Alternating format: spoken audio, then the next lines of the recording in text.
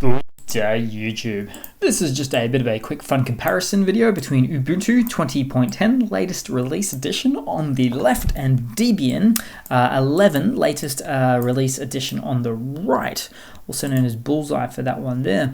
Now, starting off, I guess what I should probably say here is that the Ubuntu is in fact based off Debian. So just something to bear in mind there.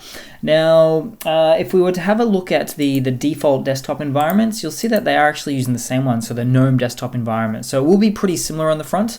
The Ubuntu one has been customized a little bit more to have this this sidebar that's always there, whereas let's check on the Debian side. Yeah, the sidebar is not always there with this one, as it is with some other GNOME distributions there as well.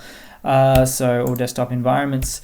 We've got some context menus and things, nothing to really write home about there. We've got a little bit more options there, which I really love to see. I always love the option to open in terminal. I mentioned that on the channel quite a bit. If we were to have a look at the file manager, it's going to be exactly the same. Different colors naturally, but apart from that, we have the same thing going on. We've got your start, your home, there and there. I really like the colors that Ubuntu likes to go with though, but hey, it's all technically customizable there.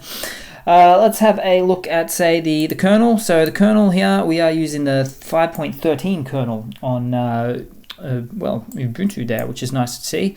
Really modern kernel, whereas Debian, always known to be a slightly older kernel. Now the reason for this is not because it's crap, it's just because it's Debian is known to be a very stable desktop environment, so they're not going to roll out a later release until they're absolutely sure. It is used for servers and all sorts of other purposes and things, so something to keep in mind there.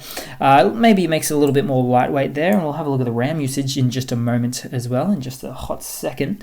But yeah, just something to keep in mind. In fact, yeah, we're already up there. So having a look, so CPU looking pretty good for both of them. Now here's where the RAM comes into it. So 600 megabytes of RAM on boot up for Debian. Nothing really booted in the background, so is what it is. Just nice, and not using a great deal of RAM there. And then we've got about an extra 100 or 150 megabytes of RAM on boot up. 730 megabytes of RAM for Ubuntu. So much of a muchness really, in a way. But thanks for watching, guys. Just a really short and sweet video. Please leave a comment, subscribe, hit that like button, and I do hope to see all of you guys there in the next one.